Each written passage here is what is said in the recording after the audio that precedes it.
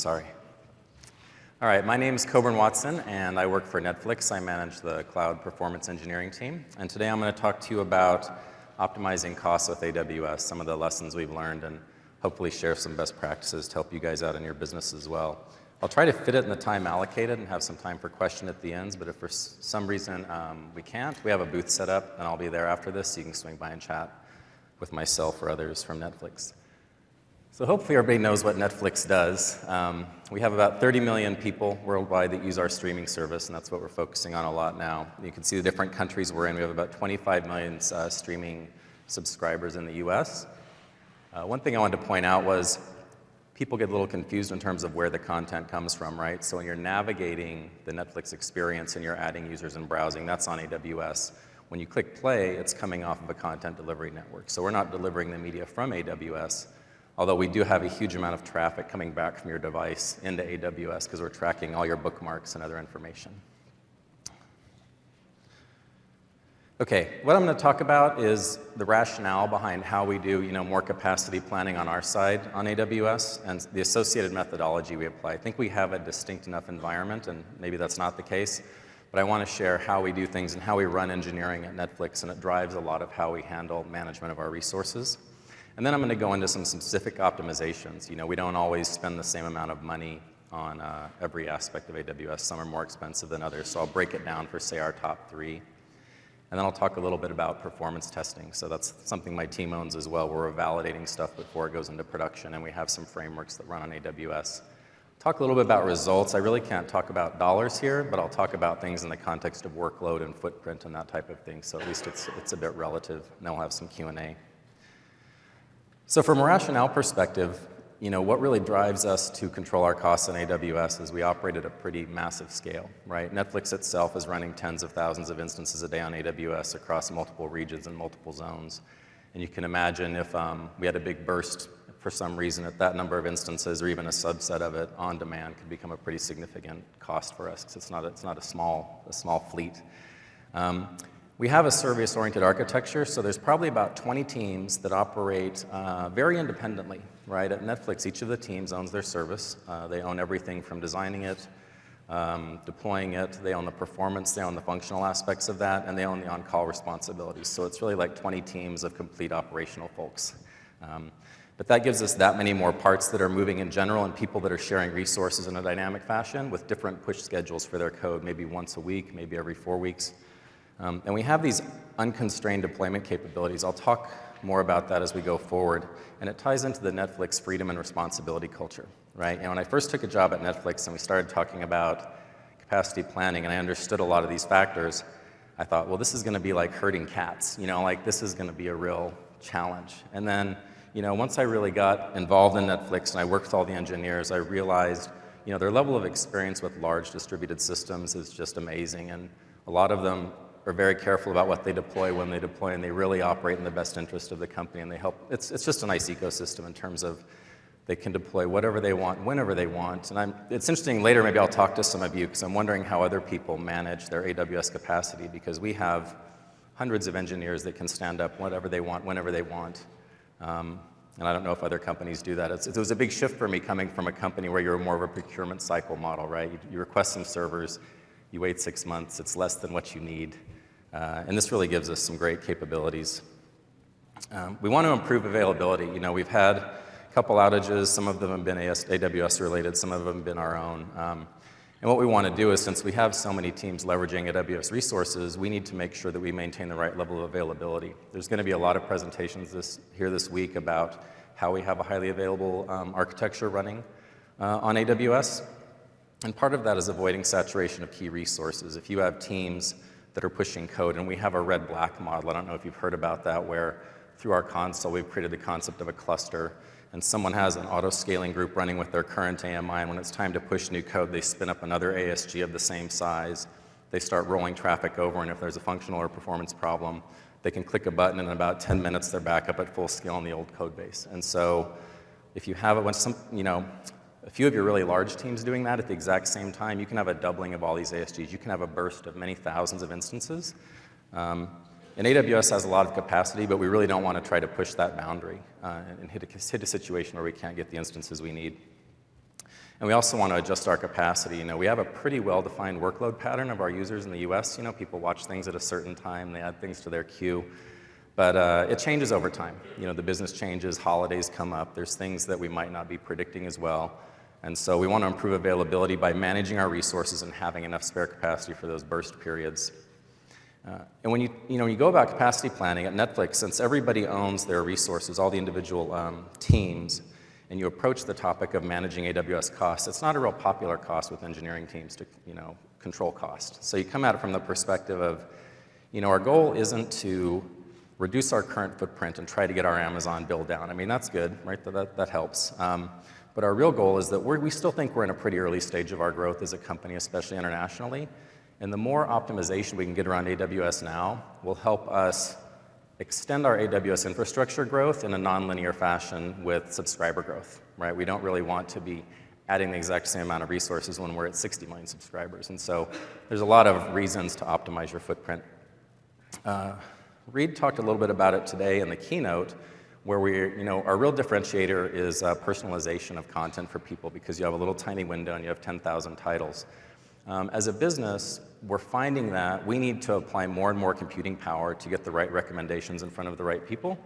And we don't really want to go out and have to procure a whole other set of instances just to run that workload. So one thing I have under here as an assumption, which might not be true for everyone, is we really operate in a world at Netflix of reserved instances. We pretty much try to stay out of on-demand at almost all times just because of the size of our footprint. So I'll get more in detail about reserved instances and how we can use those troughs a little bit better and how it's a real cool capacity planning problem. And the general principle is that whatever you measure improves, right? And we see that, last year we were having some cost runoffs, wasn't looking good. And then we went around and started talking to the various teams, and they're like, oh, I did that, I didn't know that. And they would take that down or move something over. And so in general, just applying a little eye or a little attention to our AWS footprint really helps improve things over time. Here's an example of when I talk about unconstrained deployment I wanted to put in here. People might have heard about Asgard, which is sort of our AWS console. It's an open source framework. Everybody uses it at Netflix for their deployments. So all engineers have full access to this, And the thing I wanted to point out, and I'll come to a little bit later, is the way we're solving a lot of our, optimizing our usage is by getting data to the engineers so they can make better decisions at deployment time. So that little box up on the side that has some numbers grayed out, that's basically real-time reservation capacity. So if you're an engineer at Netflix and you bring up Asgard and you say, I want to create a new auto-scaling group, and you're going to go fill in those boxes, which the arrow's not pointing to correctly, but there's 3 boxes down below that say min, desired, and max. And those are just free-form fields, right? I could be any engineer in Netflix, of the many hundreds, and I could type in 1,000, 1,000, 1,000, go, and I'll get 1,000 instances. But what that box up above says, for the instance type that you're trying to deploy, this is our current amount of available reservations out in AWS, so people can make better decisions. And we've had cases where teams are going to do a really large code push, and they saw that there was not enough available reserved instances to really get it out there without just bursting into on-demand. And so what they'll do is that's your guy's computer. Thanks. I know it's not my Mac, that's all I know. By getting that in front of people, we'll find teams that will actually communicate more with each other and say, hey, I need to push 1,000 instances for my new push. It looks like there aren't that many. How do we coordinate better? And it helps us avoid these real unexpected bursts and on-demand. So from a methodology, we have a mixture of manual and automated processes. Ideally, everything's automated, right? Your deployment's automated, your testing's automated. If you're lucky, your espresso machine's automated, whatever. But, automating the entire process, a lot of the trends we see tend to be unique in their nature. There's a new architecture coming in. It's something that through automation we wouldn't necessarily be able to predict that we need to, for instance, increase a given reservation pool for an instance class. So what we do is we meet about once a week. It's only 30 minutes. And what we do is we take a few stakeholders from within the organization, someone from the finance team that's responsible for communicating reservation purchases, some people that run various engineering teams, and I'll show you in a second, we bring up something we call our AWS usage tool. And it basically gives us a bird's eye view on our usage over time, up to date, up to like the last hour, and you can slice along any dimension. And what we look for is we're looking for really unexpected on-demand trends. Like we had a case recently where one service had to move out of an M22XL into an M24XL very quickly for some problem. We didn't have enough reservations for that, and it was a big burst in on-demand. So we'll see graphically that we're having a big burst, and we'll go off and sort of investigate that to determine, well, it's something we needed to do or it's a trend we need to prepare for. And then we'll look at our reservation efficiency. So sometimes we'll look at, well, most of the times we'll look at what is our reservation by class, and I'll talk about how we manage that better. And then we'll look at our cost per key event. So, a key thing for us is when you look at our business, we have a bunch of important high-level business metrics. It might be the number of users starting a movie per second or a stream start, something along those lines. And you might have ATM transactions an hour or something if you're running your bank on AWS. And so setting your cost in that context lets you look over time to see if you're generally improving your cost. And one thing I meant to call out earlier is our capacity planning approach at Netflix, it's really more of a journey, not a destination. We don't go into a room and say, this is how much we're allowed to spend this year for AWS. And we're going to get down to that point and just, stick it to everybody. So our goal is to improve the efficiency through all these other processes, have teams adopt them, and in general what we've seen is the costs do come down significantly. And then as needed, we'll have a manual process where we'll see a team that isn't auto-scaling, and we'll go out and engage with them and evaluate their workload profile, have them configure auto-scaling and make sure it's efficient in nature. The automated stuff are things that we're really ramping up on. We have a weekly email that goes out to teams, so we found out we had this great dashboard. Oh, not that way. We had this dashboard, which allows you to see all the utilization information by instance type and different resources. And engineers had it available to them, but they weren't necessarily looking at it, right? Everybody has a day job. And so what we said was, what would be ideal is if we could take this information and we could bundle it up, and each week send all of the engineering teams an email, which I'll show you in a second, which breaks down their costs so they can just track it themselves. I showed previously how we expose reservations real time, just getting that data in front of the engineers, and then Janitor Monkey. Ariel's down here. His team runs a lot of the tooling for our company. He'll be talking on Friday, and a lot of these automated aspects of our capacity management are really driven by tooling that comes out of his team, which is invaluable. So here's the AWS usage screen with everything really interesting sort of stripped out of it. So the legends would be our key services, right? So I can probably tell you that the blue is probably EC2, and then the red is probably, let's say, S3, and the one below that, SimpleDB or something like that, which we're moving away from a bit. But in general, those are the types of AWS resources. So through this tool, we have the data that goes back about 14 months, and in the meeting, we can take, say, the last 4 weeks, and we can very quickly split across the dimensions of region, zone, instance type, application group, and AWS, well, I think I might have said resource type already, but it very easily lets us identify if there's a trend and if it's going into on-demand, which is real handy. There are some open sourcing plans for that, but I don't think anything's been officially announced.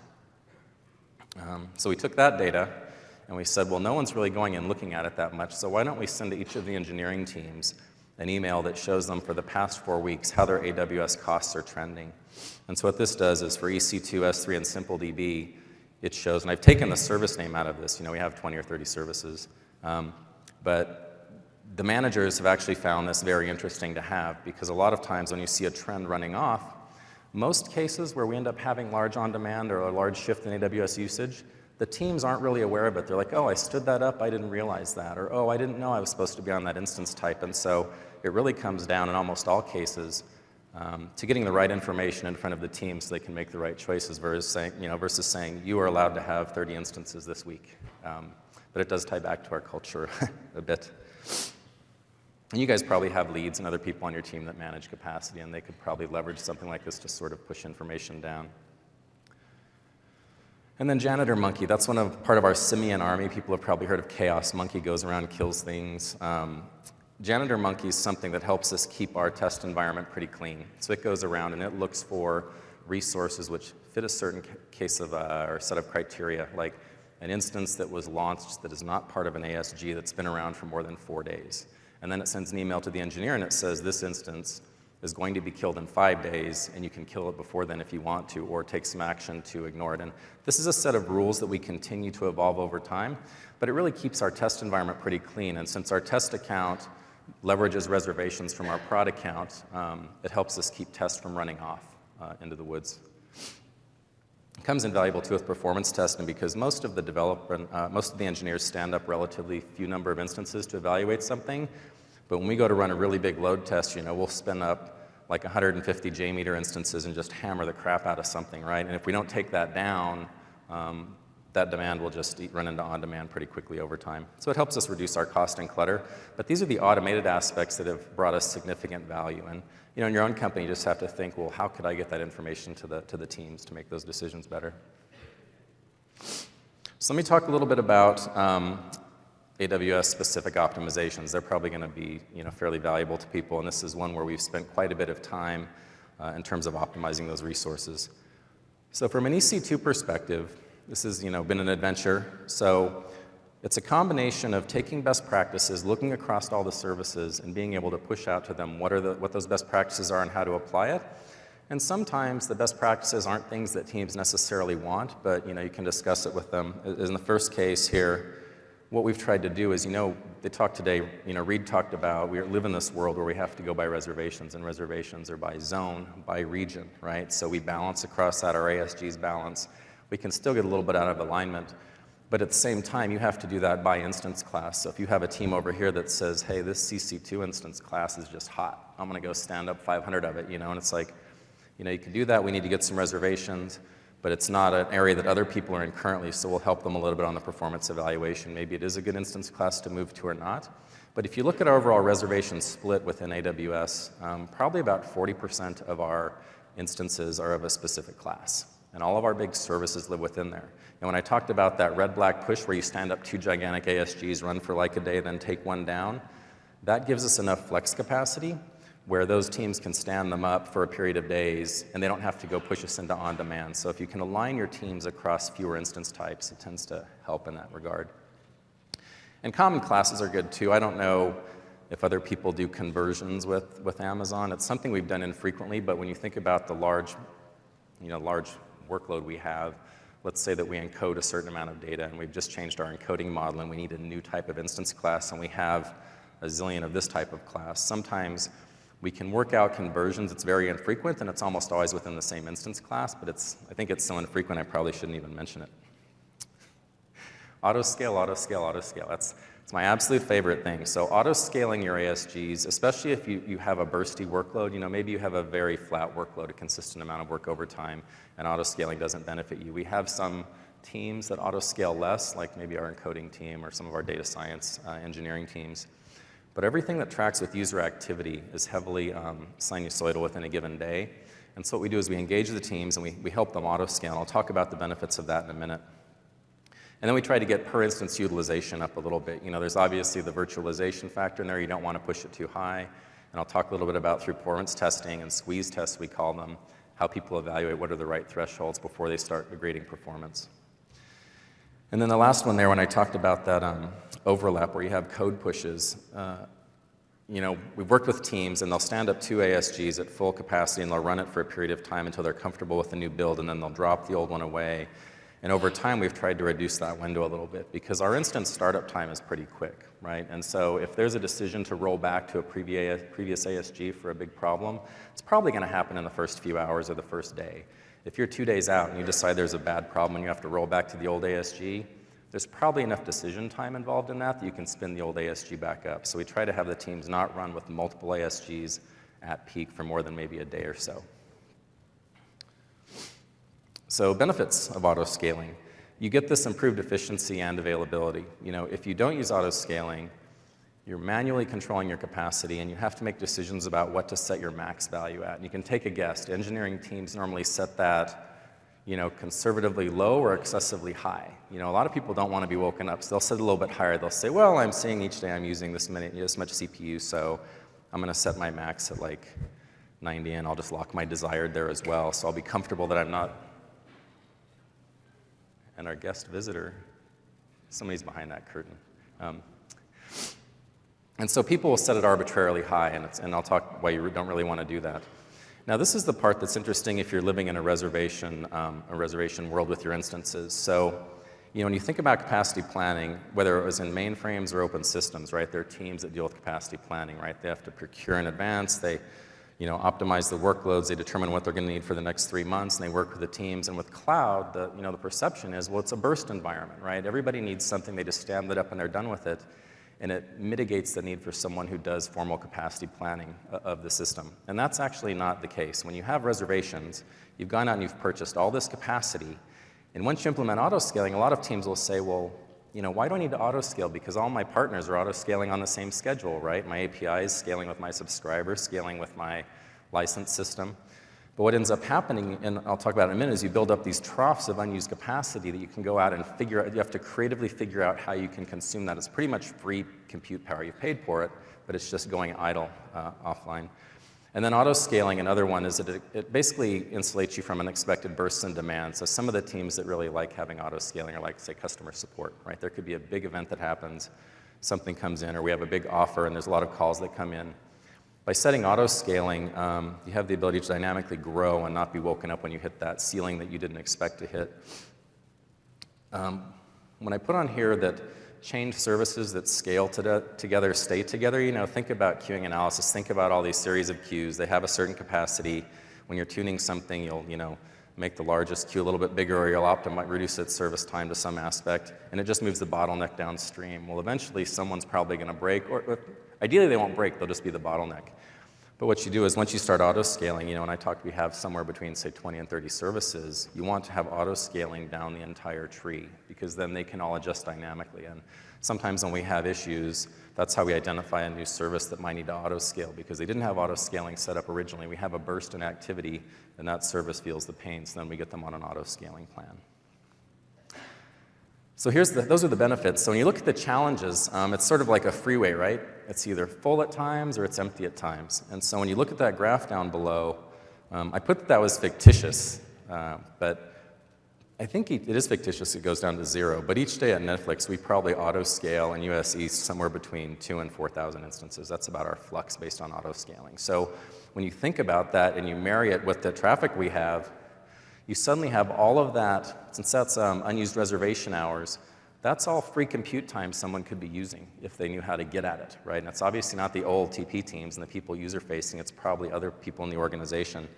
So what we started to do recently, I don't think I have it on the next slide. No.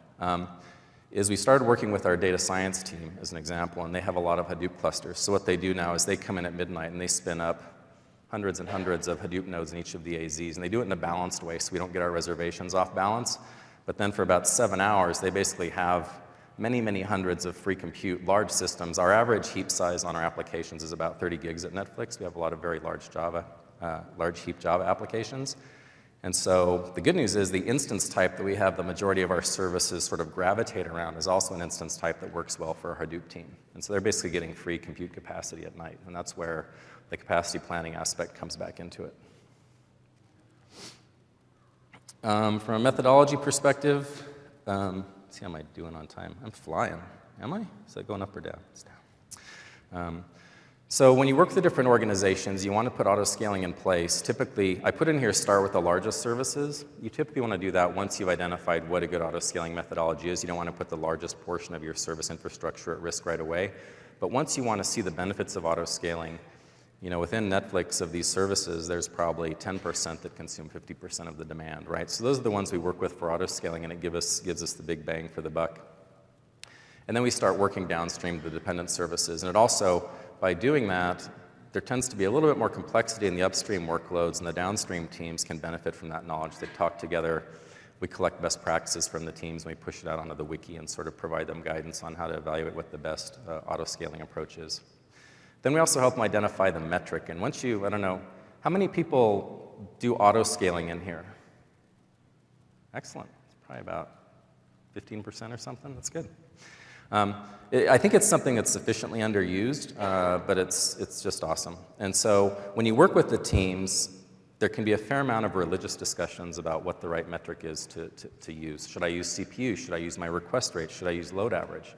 And Netflix is an organization. It's not my job to tell those teams what they should use. My job is to say, well, API is using this other team's using this, and these are the benefits of the up and down.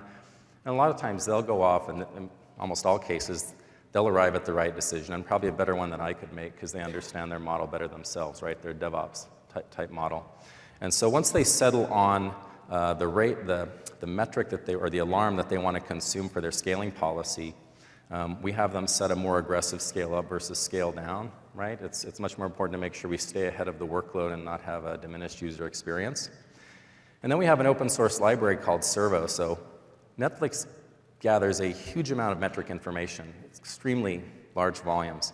And what we've done is we've built this library that can take metrics that are captured by our monitoring framework, and it publishes them directly to CloudWatch. And so then you can consume them. CloudWatch can consume those as alarms. So if I set up a metric like, oh, my queue size for my, this batch system, I'm going to publish the size of that queue up to CloudWatch using Servo.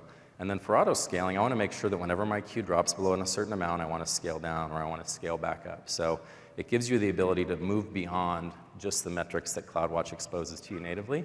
And it's extremely valuable for us. Most of our scaling alarms are tied to rate-based metrics. We find those work pretty well. So we validate it with load tests, and I'll talk in a minute about some of the things you have to worry about with auto-scaling. And I have so much on auto-scaling because that's the area where we've had the biggest benefit in terms of our usage, and then combined with the S3 price drop today, we'll just spend more time focusing on EC2, and less time on S3. So in terms of validating with load tests, we have that benefit of a cluster and multiple ASGs, and we have some proxies we built. So what teams will do is they will go into production and they will basically differentiate the traffic a bit and drive more load gradually to one of the instances and watch the utilization, watch the response time. And they'll use that as their baseline of what they should be using their alarm metric to. And it's good because it's production data and it doesn't impact the user at all. And they don't do it radically. They don't like really crank it over and see if it falls down. The goal isn't to have a stress test. It's just like a miniature load test. And we call that a squeeze test. Now, auto-scaling batch applications is a little bit different, right? So you have auto-scaling with scaling policies tied to rate metrics or load metrics. And then you have scheduled actions, and that's what our current team that runs Hadoop is using. And so that's, it's sort of an extension to auto-scaling, where within a given window, the goal isn't to adjust your desired, but you can adjust the size of the box, right? You're basically adjusting your min and your max. And so you can say, well, at night, I want Hadoop to be able to go up to 600 nodes, and then at midnight or 6 a.m., I want it to come back down to 100. So scheduled actions will let you box things in a certain window rather than having to rely on a scaling policy. And so we have a mixture of the two right now. And it's working out pretty well. Here's how we expose that information through our Asgard tool, which is sort of like AWS console. And so we have scaling policies and scheduled actions that are both exposed to the engineers. And so each time that we expose this and start advocating for its use among the engineering teams, we put up wikis, we talk about best practices, we keep a list of the teams that are currently implementing it and the decisions they took. Well, not really decisions, but we indicate the teams that they can go talk to if they want to get more feedback on what they're doing. We are looking to extend our batch, how should I say this?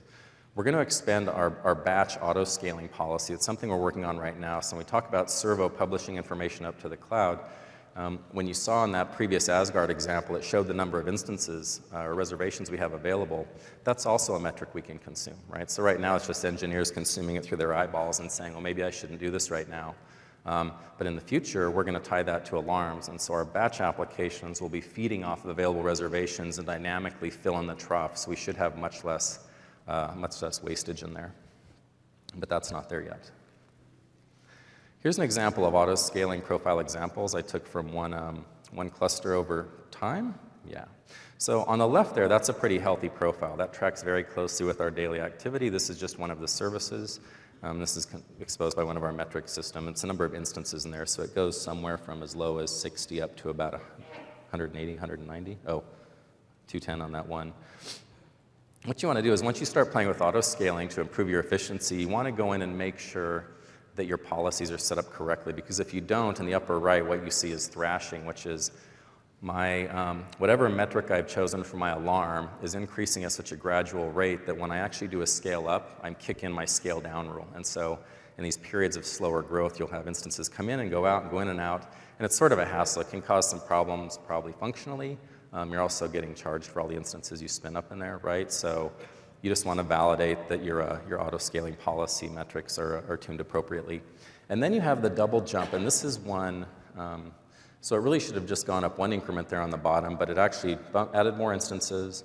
and then it added additional ones. And so the trickiest factor, I think, in auto-scaling to work with is what we call cooldown, which tells CloudWatch, once you make a change based on a scaling policy, ignore evaluation and don't make any changes until this window has passed.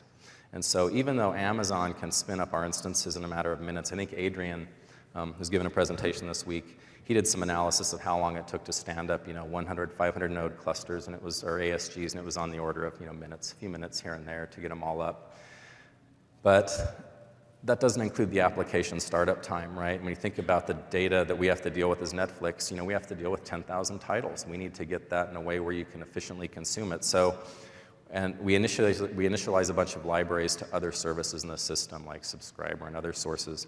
So your application startup time really drives your cooldown. And when this double jump can happen is when there's a change in the startup profile of your application that causes your cooldown window to be exceeded. So the new capacity you've added has yet to reduce the metric, and CloudWatch says, oh, I'm still violating this alarm, and it adds another 10 or 20%. It's not a big deal, but we have ASGs that scale up, above 1,000, and they add in percent increments. So if you're up at about 900 and you do a double jump, that's a really big jump to go up. So it's just something to be cognizant of, and it's a feedback loop that internally we're working on figuring out a way to consume that into one of our automated tools so that people get an email saying your cooldown on your ASG is set inappropriately based on what your current application startup time is. Because they don't track that over time. They shouldn't have to, but it's like a feedback loop for us.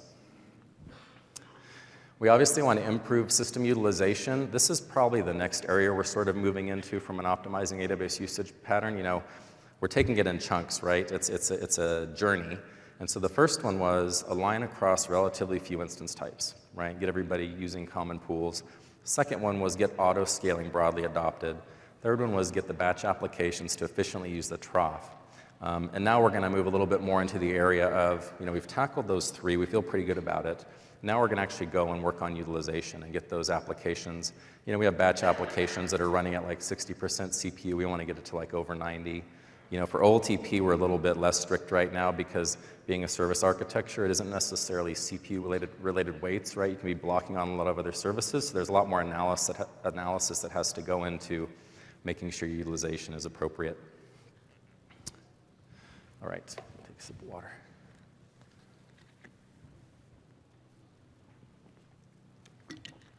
So the second service I'm going to talk about is SQS, and these are a little lighter than the EC2 stuff. So we use SQS a ton. All right, we push a lot of messages around, a lot of it information feeds straight off the servers. We send stuff into Chukwa, it goes onto queues, goes into like a big data oven, we call it, for analysis. And so the cost is really a function of the data transfer volume. And so even though the messages are typically small, a lot of our optimizations have been around reducing the request rate, right? Because we just get up to such high volumes, right? So you can see in Q1 of 2012, we were pushing about 5 million messages a day into SQS, and it was getting a little bit untenable. It was a lot of data. Everybody's throwing billions around, so maybe it's not that big.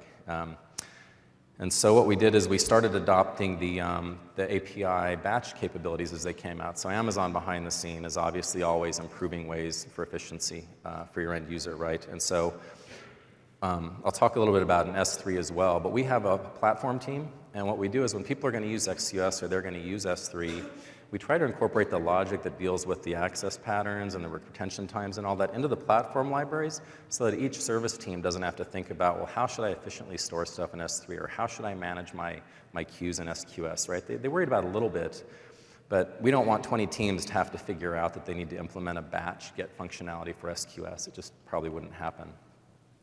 So this goes back to the first part of the year, and that was our requests per day. And so you can see as we adopted various aspects of it, so we implemented batch delete, and then we started the adoption of batch send. And then basically later in the year, we reached the point in time where we had adopted as much of the batch capability of the SQS access as we could in our platform libraries. And so the requests per day, and that pretty much tracks very closely with cost, went way down. And I will point out that in this time, the activity on our system probably went up like 30 or 40%. So it isn't just a level workload. So if you use SQS a lot, my recommendation is make sure that you're leveraging the batch capabilities of the AWS offering. So S3 buckets. S3, I'm glad they announced that cost reduction today, but S3 usage can take off quickly, right? S3 is sort of like your garage. You just put stuff in there. Now, with Amazon, it's probably not going to fill up, but you get to a point in time where suddenly the cost of S3 are a problem for you and you have to go clean it out. And everybody has their own little buckets, and it's not a very pleasant process because there tend to be lots of buckets. So, our goal was basically to reduce the payload size and also reduce the number of accesses. Right? And so we can do that through our platform libraries. I'll talk about one in a minute. And making sure to age your data out with TTL. Our data has a relatively well-known life cycle in terms of retention policy. And so even though deleting things from S3 is free, scanning to find them is not. So what you do is when we put our log data out there, we set a TTL on that bucket. Like, okay, this data can, or the data itself, this data can survive for 3 weeks. If people need it, they can go out there and get it or extend that retention. But in general, you want to put in place your sort of purging policy. And it hasn't been a problem for us, especially as we've moved more of our log data to go into like a data oven / Hadoop type environment where people are getting more, they run MapReduce jobs. They get more useful information out of that than going and finding logs in general. When you have large bursts in S3, it's worthwhile digging in and seeing what the real cause for it is. We had a case where it's one of our persistence tiers. I mean, we were up in I don't know how many petabytes of archive storage, and when you look back at the trend over many months, you would notice that it doesn't trend very well with our workload, right? We're like, there was no reason for that to happen. And so working with the various teams, it turns out that there was a misconfiguration and the policy of a 15-day or 30-day retention wasn't being applied, so it was just building up and building up, and it's one of our largest tiers from a data perspective. And so then they changed it, and over one weekend, I think we cut the number of petabytes in half. I mean, and when we do things like that, it actually triggers alarms. Like our teams that deal with reliability start calling us, AWS will contact us, like, is something wrong? Where did all, you've just cut out half of your S3 data, because that's the size of the data we move around. So when you have things that run off, keep an eye on it. And so we did have a case once where people had misconfigured their security for access to the S3 bucket, right? Because you have to authenticate with an Amazon key. And it wasn't caught right away, and it was only a subset of the services, but we were getting a huge amount of auth fails. Each of those was a charge, right? And it was in the order of millions a day. Like, let me put my data, let me put my data, let me put my data. And it just kept ringing up the bill for us. So once we found that, we took care of that. And then when you deal with really large files, it'll break it down into a multi-part upload. And I look at this, but I think each part is really considered an access, right? So you can think about, I want to put a lot of data out there, but there's a way for you to reduce your data before you put it out there in an easy fashion. Just put less out there, and it also helps with it's real common sense, but just put less data out there if you can. So logs became a real problem for us over time in terms of our S3 usage. That was our biggest consumer of S3 capacity for a while. And so the way that we addressed it, I talked about as we go through platform libraries. So everybody who wants to put data into S3 uses our logging libraries, and we have a utility called like EC2 log rotate, something along those lines. And we actually age data out. We set the expiration, so people don't have to think about their log data, and you effectively manage it behind the scenes. I think probably less than 0.5% of the data was looked at once a week. Actually, now that we're redirecting that data off through Chuck1 into our analytics system, people are getting a lot more value out of that data than having it go just into S3 and sit there. Maybe it ties into some of I saw that presentation earlier where they feed from S3 through EMR and into some other systems. So maybe, getting that data that could have more value out of an S3 bucket, or at least getting people to access it more, is important. So performance testing.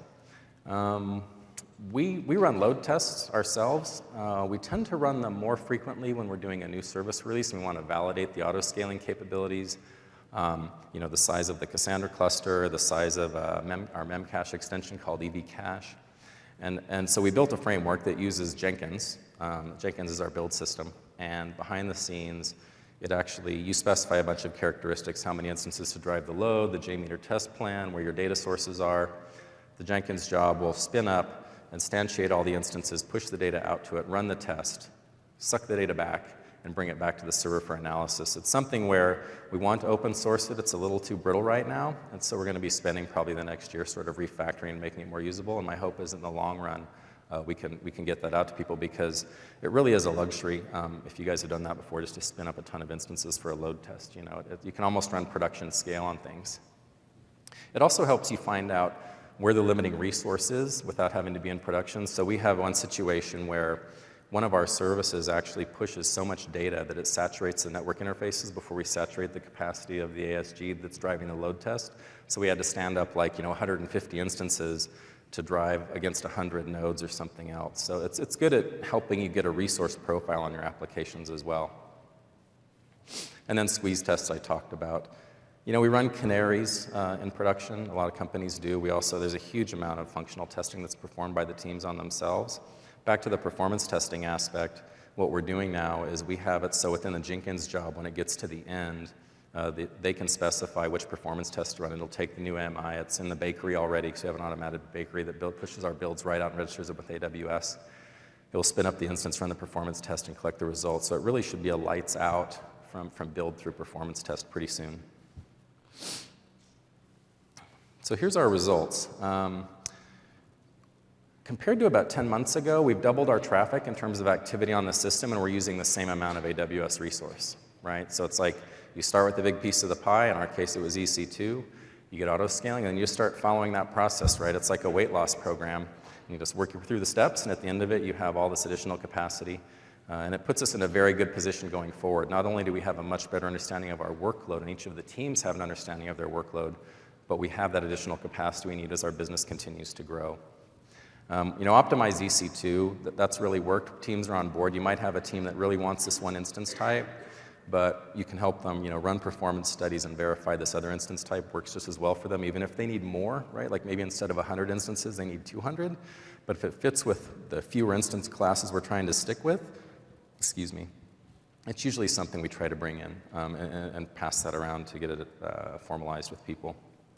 And then this batch activity is really turning out to be great. Our one concern is, since we're using scheduled actions, if there happen to be a bunch of really big pushes in production, we aren't necessarily saying don't stand up Hadoop. So we could hit some on demand, but we've just started doing this in the past few weeks. I think once we get the capabilities in there to have like a little check beforehand of what the spare reservations are, we'll be able to handle that much better. And the number one thing I've seen at Netflix compared to other companies I've been at is we have no constraints on the engineering teams regarding deployment, right? Capacity management, none of that, right? So think about, and you guys probably have this too, where how fast can you develop new code if you don't have to worry about infrastructure planning, right? And that's sort of a curse and a benefit. But in our case, our small team that works on evaluating stuff manually, getting the tooling out there, our goal is to really get out of the way of the engineers, and it's helped us with our agility. We just crank code out there. We get new features. Like I'm super amazed that in like 6 weeks we can replace, or 8 weeks we can replace the entire queue system. Like your playlist and your list of movies. Like have the entire back end completely swapped out, run through performance tests, and the team of 4 people got it running in production in like 2 months, right? And they couldn't have done that if they had to go through a procurement cycle and say, well, in 6 months I want to get this much capacity. So it was great, and I think the engineers appreciate it because they don't like running out of capacity themselves. And when you start talking to the teams about performance and auto-scaling and managing their resources, I've had very few engineers that have not taken a positive approach to that. They like getting involved in the performance of their application. It's a nice break from the day-to-day of coding and dealing with some more of the production-facing aspects. There's that. Okay, here's my plug for Netflix open source. You guys will probably hear this a little bit this week. Ruslan, who's down here, runs a couple of the teams, including Cassandra, is a big driver of our open source effort. We have a large amount of open source projects, and people say, well, is it a risk for you to give so much stuff to open source? But you aren't going to see our recommendation algorithms on open source. But if it's anything related to making the platform easier to use, right, like making Cassandra more durable, making Memcache replicate across zones, those type of things, you'll see that come out as open source.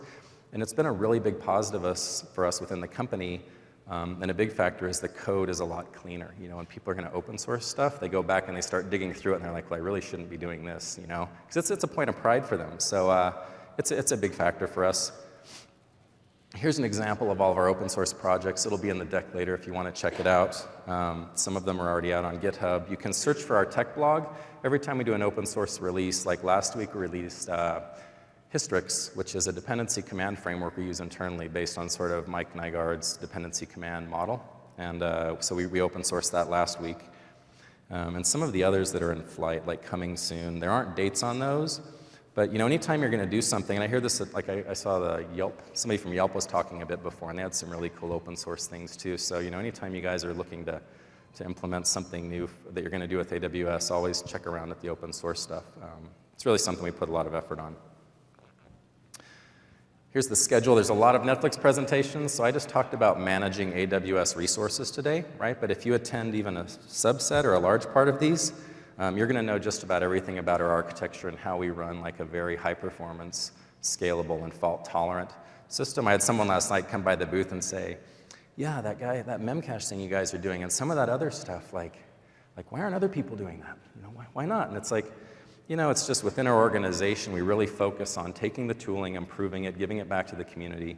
And so it all plays into our overall picture. If we find that there's a certain, availability limitation of AWS, we'll figure out a way in 3 to 6 months or whatever time frame to solve it by putting something in place to take care of that, right? So you might have heard of like Preem, which is what we use to access Cassandra. We continually add logic in that to make it more of an efficient and more effective data access layer. So we're going to have a bunch of talks this week. You already heard Reed Hastings and myself. And that's it. And we have 5 minutes. Does anybody have any questions?